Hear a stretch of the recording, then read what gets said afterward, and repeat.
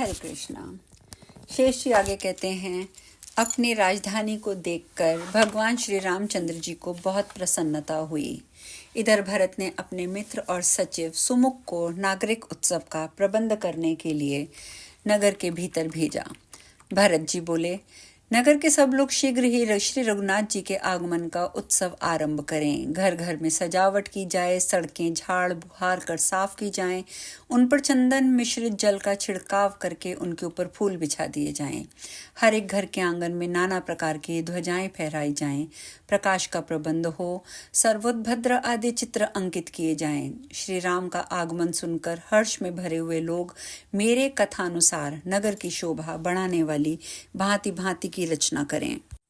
शेष जी कहते हैं, भरत जी के ये वचन सुनकर मंत्रवेत्ताओं में श्रेष्ठ सुमुख ने अयोध्यापुरी को अनेक प्रकार की सजावटों और तोरणों से सुशोभित करने के लिए उसके भीतर प्रवेश किया। वैदिक ज्ञान से संपन्न पवित्र ब्राह्मण हाथों में कुश लिए धोती और चादर से सुसज्जित होकर श्री रामचंद्र जी के पास गए। जिन्होंने संग्राम भूमि में अनेकों वीरों पर विजय पाई थी, वे धनुष बाण धारण करके श्रेष्ठ सूरमा क्षत्रिय भी उनके समीप गए। धन धान्य से समृद्ध वैश्य भी सुंदर वस्त्र पहनकर महाराज श्री राम के निकट उपस्थित हो गए। उस समय उनके हाथ सोने की मुद्राओं से सुशोभित हो रहे थे तथा जो ब्राह्मणों के भक्त अपने जातीय आचार में दृढ़तापूर्वक स्थित और धर्म कर्म का पालन करने वाले थे, वे सब भी अयोध्यापुरी के स्वामी श्री रामचंद्र जी के पास गए। व्यवसायी लोगों जो अपने अपने कर्म में स्थित थे, वे सभी भेंट में देने के लिए अपनी अपनी वस्तु लेकर महाराज श्री राम के समीप गए। सब लोग कहते थे, सब लोग सूत मगध वंदीजन आदि उनकी स्तुति कर रहे थे। सभी कहते थे, रघुनंदन आपकी जय हो, सूर्य कुल के भूषण श्री राम आपकी जय हो, देव दशरथ नंदन आपकी जय हो, जगत के स्वामी श्री रघुनाथ आपकी जय हो। इस प्रकार हर्ष में भरे पुरवासियों की कल्याणमयी बातें भगवान को सुनाई दे रही थी। उनके दर्शन से सब लोगों के शरीर में रोमांच हो आया, जिससे वे बड़ी शोभा पा रहे थे।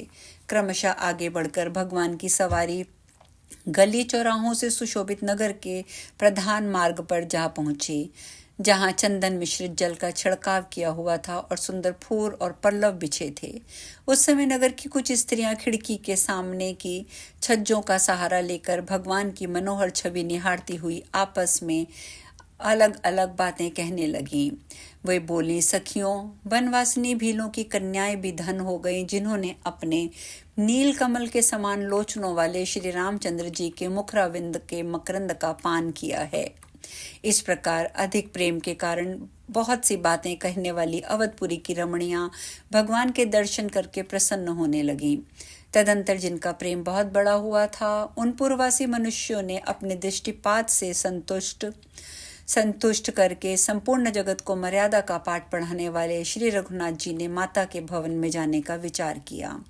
वे राजाओं के राजा और अच्छी नीति का पालन करने वाले थे, अतः पालकी पर बैठे हुए ही सबसे पहले अपनी माता केकई के घर में गए। केकई लज्जा के भार से दबी हुई थी, अतः श्री रामचंद्र जी को सामने देखकर वह कुछ न बोली, बारंबार गहरी चिंता में डूबने लगी। सूर्यवंश की पताका फहराने वाले श्री राम ने माता को लज्जित देखकर उसे विनय युक्त वचनों द्वारा सांत्वना देते हुए कहा। बोले, माँ, मैं वन में जाकर तुम्हारी आज्ञा का पूर्ण रूप से पालन करके आया हूँ। अब बताओ, तुम्हारी आज्ञा से इस समय कौन सा कार्य करूँ? श्री राम की ये बात सुनकर भी केकई अपने मुंह को ऊपर ना उठा सकी। वह सिर्फ धीरे धीरे बोली, बेटा राम, तुम निष्पाप हो, अब तुम अपने महल में जाओ। माता का ये वचन सुनकर कृपा निधान श्री रामचंद्र जी ने उन्हें नमस्कार किया। वहां से सुमित्रा के भवन में गए। सुमित्रा का हृदय बड़ा उदार था। उन्होंने अपने पुत्र लक्ष्मण सहित श्री रामचंद्र जी को उपस्थित देखकर आशीर्वाद देते हुए कहा, बेटा, तुम चिरंजीवी हो। श्री रामचंद्र जी ने भी माता सुमित्रा के चरणों में प्रणाम करके बारंबार प्रसन्नता प्रकट करते हुए कहा, माँ, लक्ष्मण जैसे पुत्र रत्न को जन्म देने के कारण तुम रत्न गर्भा हो। बुद्धिमान लक्ष्मण ने जिस प्रकार हमारी सेवा की है, जिस तरह इन्होंने मेरे कष्टों का निवारण किया है, वैसा कार्य और कभी किसी ने नहीं किया।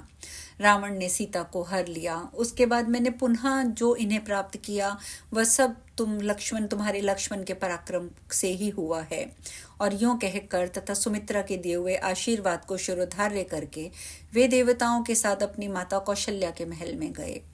माता को अपने दर्शन के लिए उत्कंठित और हर्षमग्न देखकर भगवान राम तुरंत ही पालकी से उतर पड़े और निकट पहुंचकर उन्होंने माता के चरणों को पकड़ा।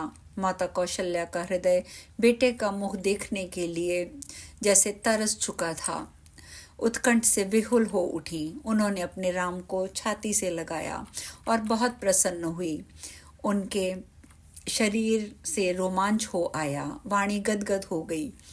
नेत्रों से आनंद के आंसू प्रवाहित होकर चरणों को भिगोने लगे।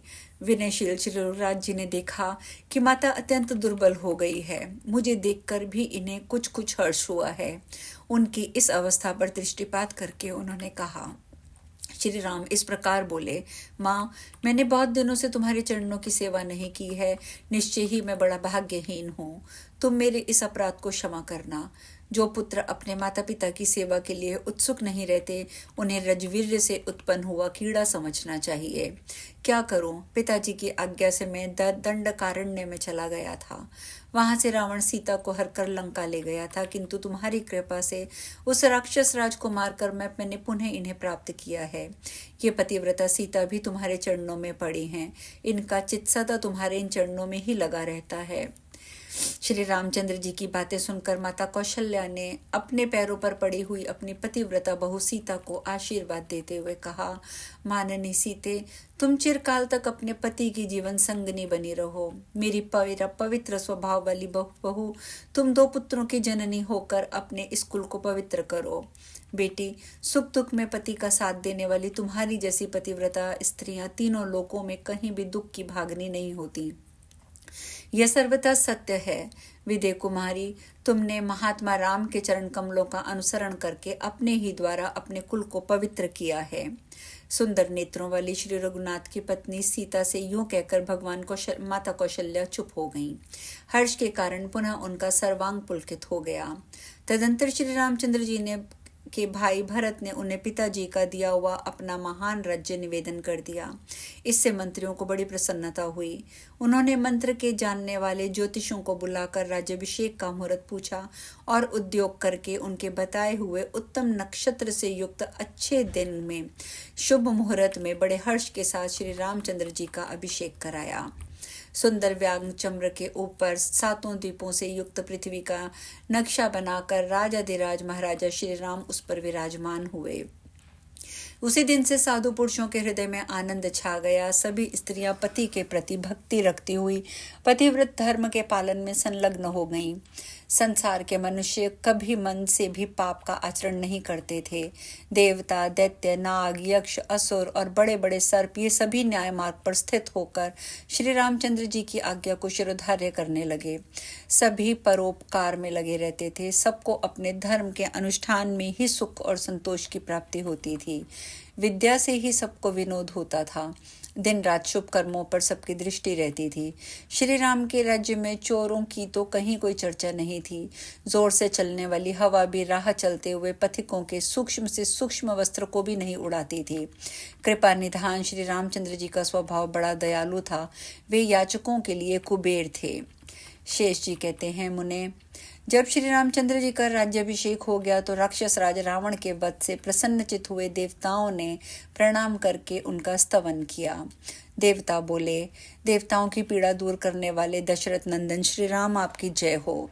आपके द्वारा जो राक्षस राज का विनाश हुआ है, यह अद्भुत कथा का समस्त कविजन उत्कंठा पूर्वक वर्णन करेंगे। मुनीश्वर, प्रलय काल में आप संपूर्ण लोकों की परंपरा को लीला पूर्वक ग्रस लेते हैं। प्रभु, आप जन्म और जरा आदि के दुखों से सदा मुक्त हैं। प्रबल शक्ति संपन्न परमात्मा, आपकी जय हो।